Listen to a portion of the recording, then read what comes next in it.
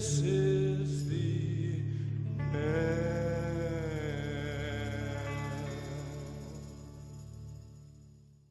Hola gente, hace rato tenía ganas de dedicarle un buen video a Kisaki. Si bien pueden encontrar uno en el canal, creo que dejé pasar puntos que me parecen importantes para el desarrollo del personaje. Con eso en mente, decidí hacer este video hablando de Kisaki desde sus inicios y ser testigos de su trasfondo. Pero para asistir a la metamorfosis de Kisaki, antes tenemos que ver cómo se nos presentó al principio de la obra. Una de las mejores cosas que hizo Tokyo Revengers fue mostrarnos a Kisaki como una influencia, como un misterio, una simple foto y su nombre infundiendo terror en quienes se atrevían siquiera a nombrarlo. Vimos esto con Akun y con Ozanai, pero ya llegaremos ahí. En sus inicios Kisaki era llamado niño prodigio. Si bien recibe elogios, físicamente como un niño débil y retraído, parece restarle importancia a estos elogios. Pero hay una máscara debajo de este prodigio. Siente atracción por Tachibana y, en su mente, estaba seguro de que Tachibana sentía lo mismo. Pero algo cambió, la aparición de un imprevisto, de esos imprevistos que Kisaki tratará de controlar más adelante. En este caso,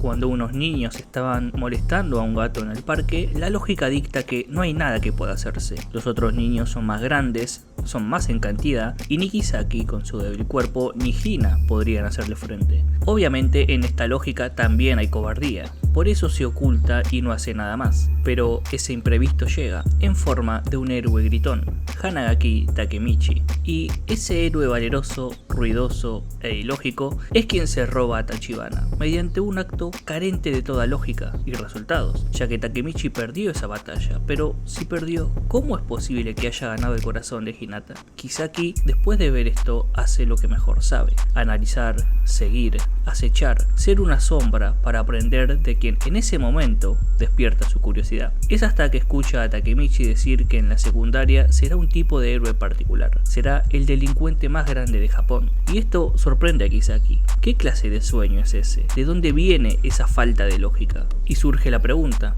¿qué es un delincuente y puede un delincuente ser un héroe? El fuerte de Kisaki es pensar, observar y analizar. Por eso, ya en la secundaria, observó desde las sombras a los delincuentes. Incluso contactó con algunos reales, ofreciéndose para hacerlos llegar a la cima si seguían sus indicaciones. Pero como dirá Ozanai, Kisaki no destacaba particularmente. Era normal, pero Kisaki sí tenía confianza. La luna brilla por reflejo del sol y Kisaki está dispuesto a hacer esa sombra. Su primer experimento es justamente Ozanai. Haciendo todo lo que dice, logró ser un delincuente de renombre, y en cierta forma funcionó. Kisaki tomó a una persona que solamente era bueno peleando y lo convirtió en el presidente de una banda como Moebius. Pero Ozanai no es suficiente, es solo un escalón más. Finalmente conoce al delincuente que podría ser el número uno, el líder de la pandilla Tokyo Manji, Manjiro Sano. Pero antes de eso, una tarde cualquiera se cruza con aquel héroe que le robó el corazón de Hina, y no lo reconoce.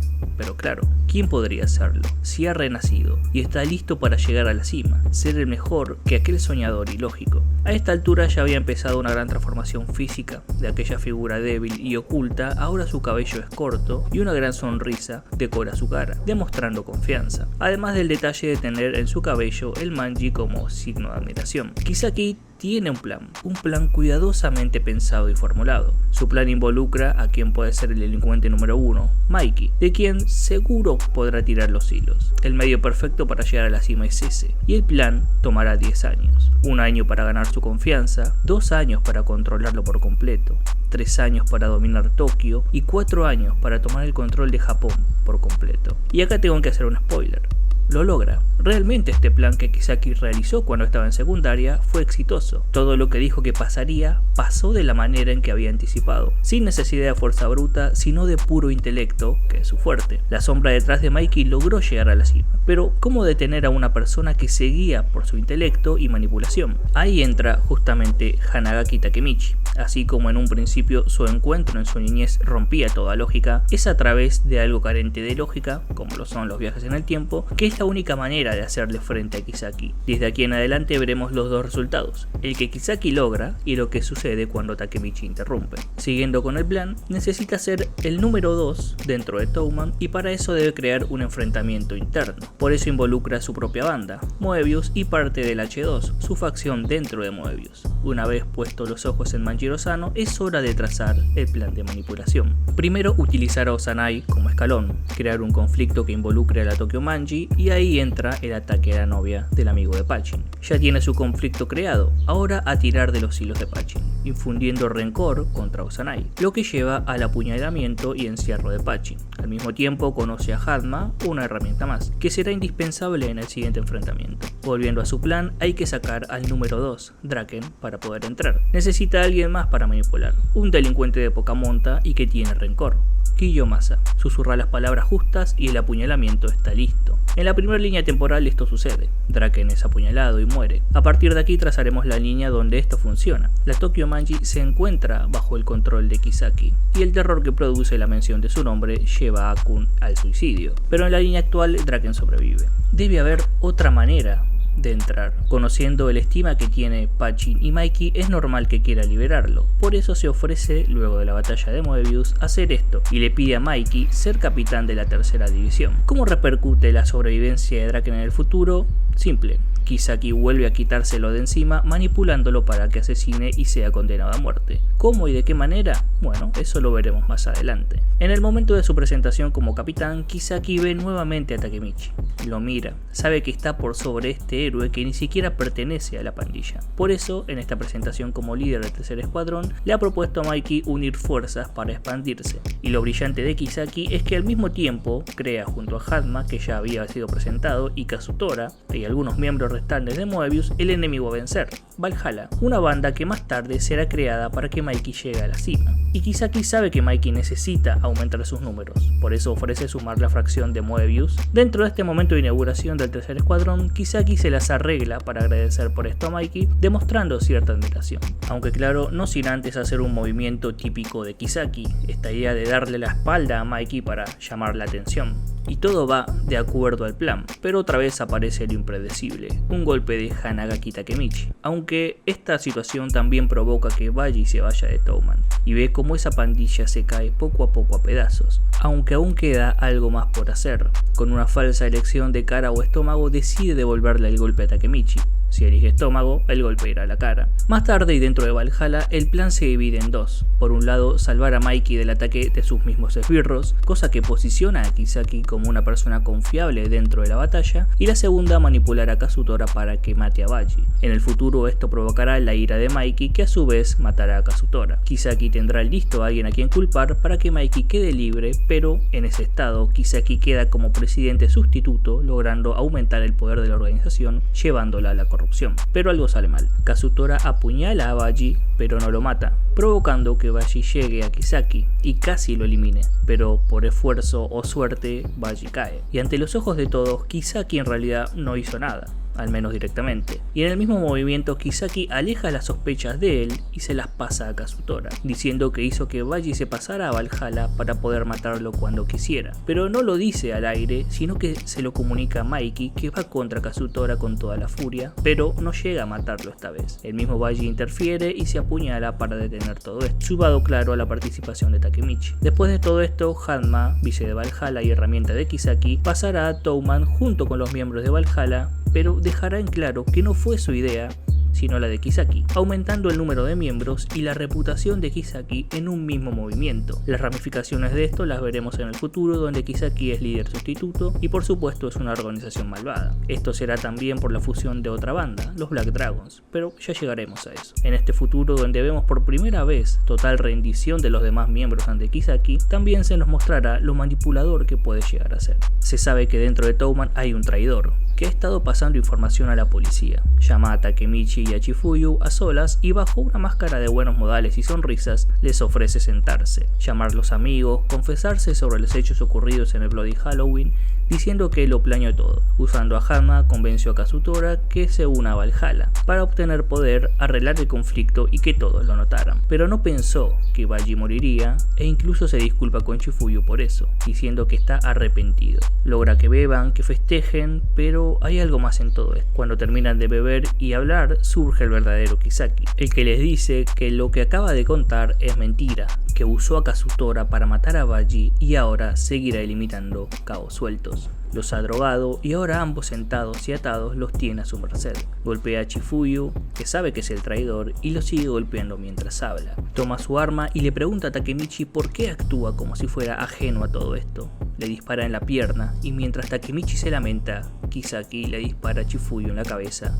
que cae al piso muerto. Pero ahí está su némesis, a quien le confiaron el destino de Toman. Está llorando y desesperado, la actitud de su enemigo es decepcionante. Todo este tiempo para este final tan amargo. Las lágrimas de Kisaki tienen esto y algo de respeto por el héroe que había elegido seguir hace tiempo. Ahora no puede hacer nada. Si bien después Takemichi es rescatado, me quedo con la muestra de otro tipo de manipulación por parte de Kisaki, haciendo que Takemichi le ordene a Akun matar a Hina. Me parece perverso y típico de Kisaki. Con lo que respecta a los Black Dragons, la unión de ellos se debe a que Kisaki logró convencer a Yusuha para que apuñale a su hermano mayor y líder Taiju, logrando que Hakai, el otro hermano, absorba la culpa. Pero, ¿por qué falla todo esto? Además, claro, de la intervención de Takemichi y los demás. Creo que es porque en este momento Kisaki comienza a sentirse demasiado confiado y deja de ser tan calculador. Empieza a querer divertirse, por decirlo de alguna manera. Esa diversión es lo que lo condena al fracaso en este plan. Al querer aliarse y traicionar a Takemichi y Chifuyu en su plan para evitar que maten a Taiju, estaba volando demasiado cerca del sol. Demasiada confianza con Takemichi y Chifuyu, quien este último obviamente desconfía de él por lo de Baji, pero no le importa eso a Kisaki. Incluso el día de la batalla ya había dejado muchos cabos sueltos. Chifuyu solo había quedado atado y un poco golpeado, y Takemichi aún estaba vivo en ese enfrentamiento. Mientras todo esto sucede, se aleja con Hanma diciendo que esto es simplemente divertido, ya que ellos no pueden hacer nada. Esto es un grave error que lo pagará más tarde. Luego que su plan sea fallido, Chifuyu le contará a Mikey lo sucedido, la traición de Navidad. Esto es lo que decide su expulsión de Toman, y por primera vez, tanto en líneas futuras como presentes y pasadas, vemos a Kisaki desesperado, diciendo que no puede creer que Mikey desprecie los números de Valhalla y Moebius. Si Kisaki y Hanma se van, hacen más pequeño a Toman. Y el conflicto de Navidad llevaba a eso, la unión de los Black Dragons, al menos en su versión negativa, como vimos en el futuro. También vemos como Mikey reconoce que para hacer más grande a la pandilla ha estado ignorando estos trucos sucios, pero ya no más.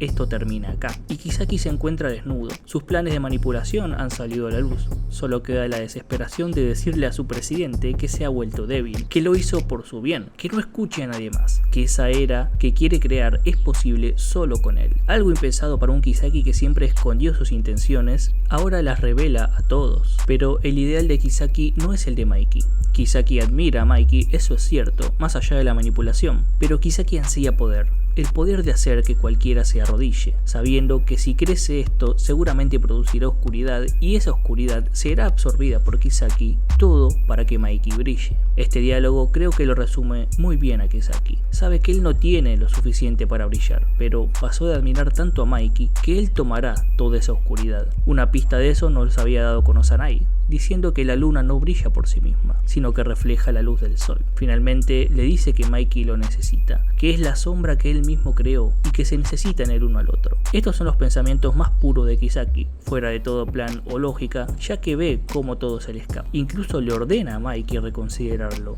ya que no podrá ser realidad su sueño, pero Mikey lo rechaza y queda de rodillas ante un Mikey que le da la espalda y se aleja, contrastándose muy bien cuando él le dio la espalda en su presentación. Pero Kisaki tiene otro plan, la creación de su propio Toman. Para eso acudirá a Izana. Hablando de oscuridad, representa lo que va a ser Mikey, pero servirá para crear Tenjiku. Un Tenjiku de cual Kisaki formará y se encontrará con un Takemichi de rodillas, mientras que nuevamente lo llama héroe. Y se pregunta si ya debe empezar el incidente de Kanto por lo que está sucediendo ahora, es decir, el ataque coordinado de Tenjiku hacia los miembros de Toman. Este es un claro plan de Kisaki, y que aún busca el reconocimiento de Mikey. En una línea alterna del futuro lo vemos como súbdito de Izana y busca matar a Takemichi, otra vez con un arma, pero Naoto se interpone y el remate se lo da a Kakucho.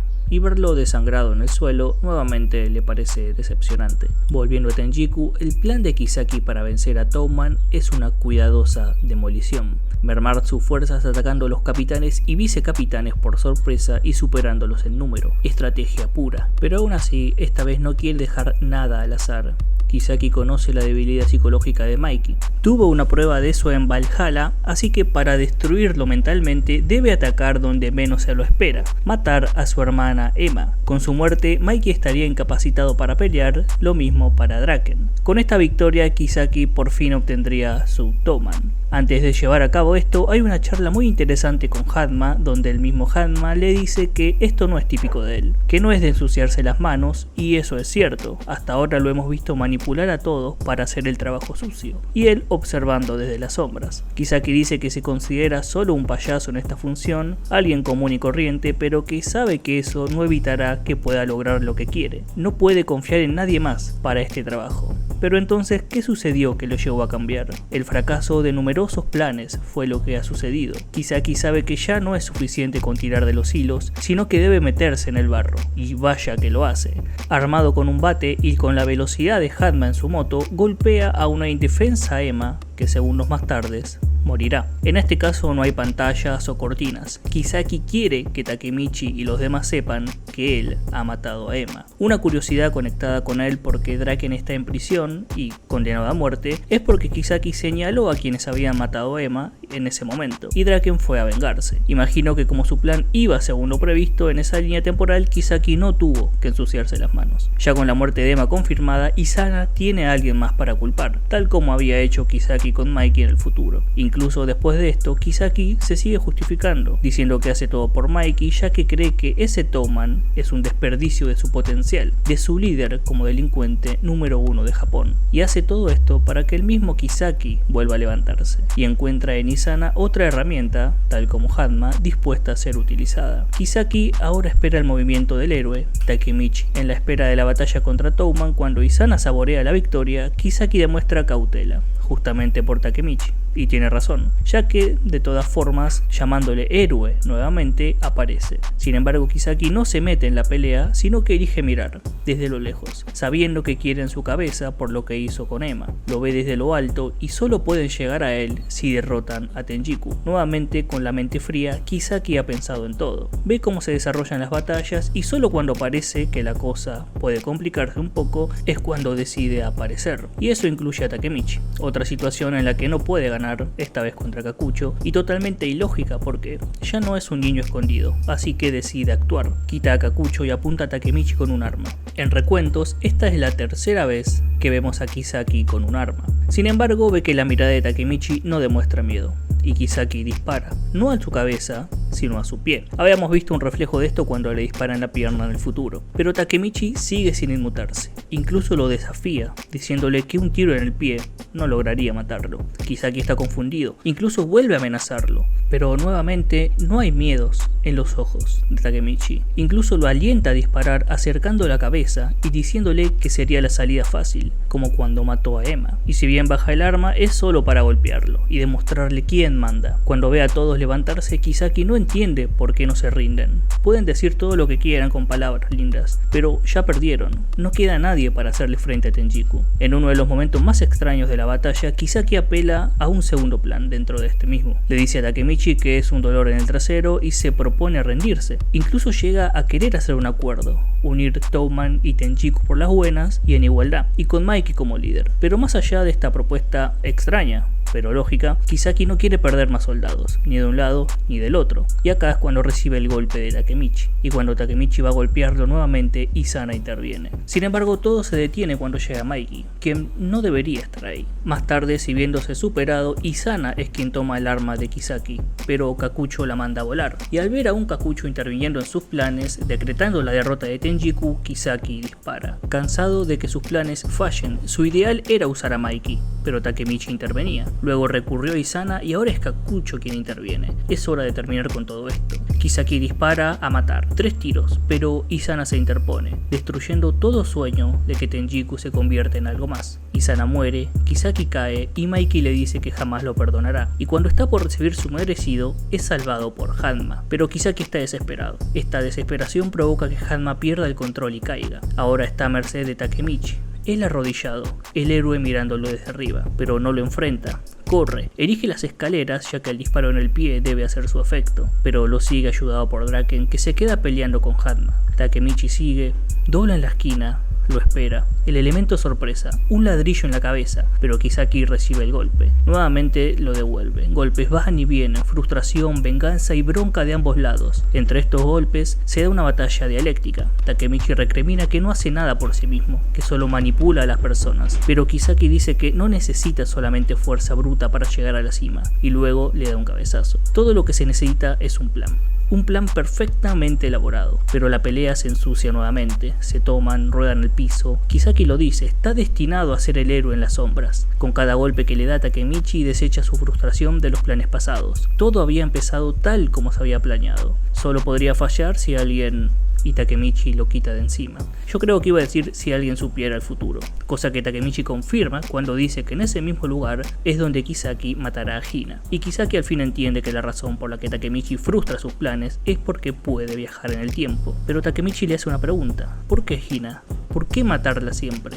A lo que Kisaki dice que falló. La escena se nos presenta a un Kisaki proponiéndole matrimonio a Hina y es rechazado. De ahí la razón de matarla una y otra vez. Esto es porque, como vimos al principio, está enamorado de Hina y se autoimpuso la condición de que solo se declarará cuando esté encima de todos, cuando sea el delincuente número 1 y según su visión, ella debería aceptarlo, pero no lo hace y si no es suya, entonces no será de nadie. Incluso lo dice, si alguien se acerca, él lo matará. No entiende por qué si la ama tanto, si hizo todo esto por ella, no lo elige a él. Incluso en todo este remolino de confesiones con un Kisaki desesperado, pero honesto, dice que respeta a Takemichi, que es todo su culpa, y es cierto, pero el respeto viene, creo yo, de que Takemichi representa todo lo que Kisaki no es. El amor que siente por Hina es puro y correspondido, el de Kisaki es solo una obsesión. Takemichi no piensa las cosas, solo las hace y le sale bien. Kisaki planea cada movimiento. Takemichi es carismático, logra que todos lo sigan y entiende a las personas. Kisaki solo manipula a las personas, solo lleva a ver la superficie de ellas. Takemichi logra que todos lo vean, Kisaki se oculta entre las sombras. Por estas razones no entiende, si es mejor que Takemichi y que cualquier otra persona, ¿cómo puede ser que Hina no lo acepte? Pero todo este palabrerío le hace perder la concentración,